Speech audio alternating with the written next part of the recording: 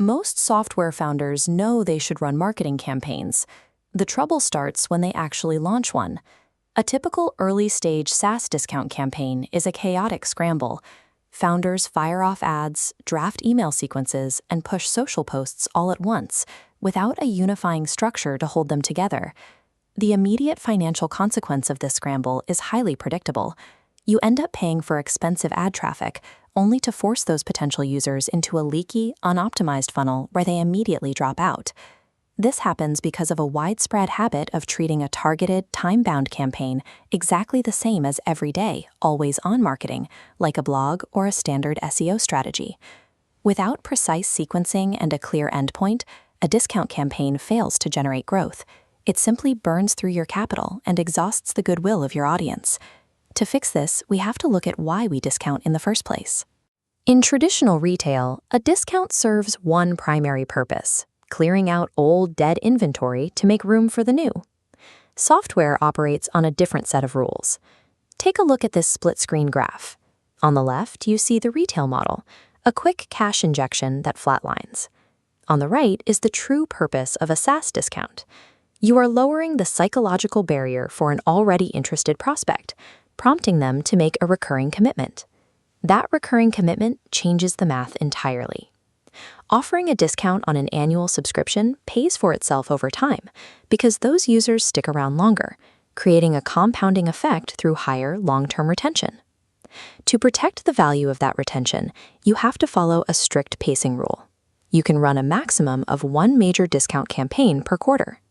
Run them more often, and you retrain your market to simply wait for the next sale.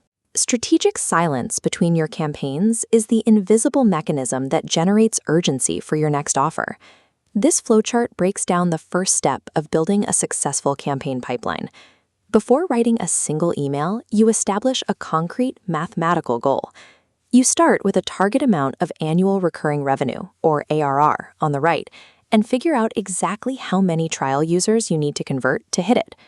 Working backward through your average conversion percentage tells you exactly how many people need to see the offer. That specific number dictates whether your current warm audience is even large enough to justify launching the campaign in the first place. Once the math checks out, step 2 is verifying your infrastructure. Your target list must strictly match your ideal customer profile, specifically people who have visited your pricing page recently, and free tier users who have hit a usage ceiling. You also have to verify your onboarding sequence. If a user takes your discounted offer and then receives zero in-product guidance on how to actually use the software, you haven't won a loyal customer.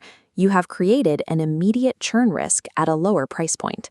Launching a discount campaign into a broken funnel does not fix the funnel. It merely amplifies your existing flaws. This diagram shows why. Step 3, structuring your offer, has an absolute rule. Discounts must only be applied to annual plans, never monthly.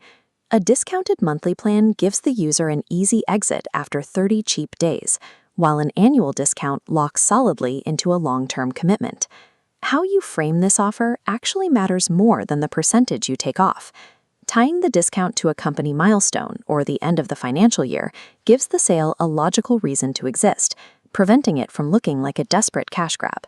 You also need a strict time box constraint. The campaign must run for exactly 5 to 10 days. That specific window is short enough to manufacture genuine urgency, but long enough that it doesn't feel like a permanent pricing change. Step 4 is deployment, which requires a tight coordination layer. You have to synchronize a 3-part email sequence, your retargeting ads, and your social media countdowns so they hit the prospect simultaneously. For those emails, simple plain text outperforms heavy HTML designs for warm audiences, and those links should drive users to dedicated campaign-specific landing pages rather than your default pricing page. When executed perfectly, this tight coordination turns disjointed marketing channels into a singular, inescapable event for the prospect. Step 5 is the evaluation phase, and the real evaluation of a campaign only begins after the 10-day offer window completely closes. This chart maps critical retention metrics. You measure activation, then track this cohort's churn at 30 and 60 days against standard users. Success is simple. Subtract discount cost from full price equivalent. If ARR gains hold at 60 days, it's net positive. There is also a hidden asset generated here, By directly asking the users who saw the entire campaign but still declined to convert why they passed, you extract user feedback that is often more valuable than the immediate revenue itself. Meticulously closing the loop like this provides the exact data blueprint you need to guarantee the success of your next quarter's launch. Once you have these mechanics dialed in, you can deploy the highest converting campaign in early SaaS, the renewal campaign. This campaign specifically targets active monthly subscribers who have been using the software for 3 to 6 months. They already trust the product and know it works, but they haven't committed to a full year yet. Because they already like the product, the psychological framing shifts entirely. It requires zero urgency theater.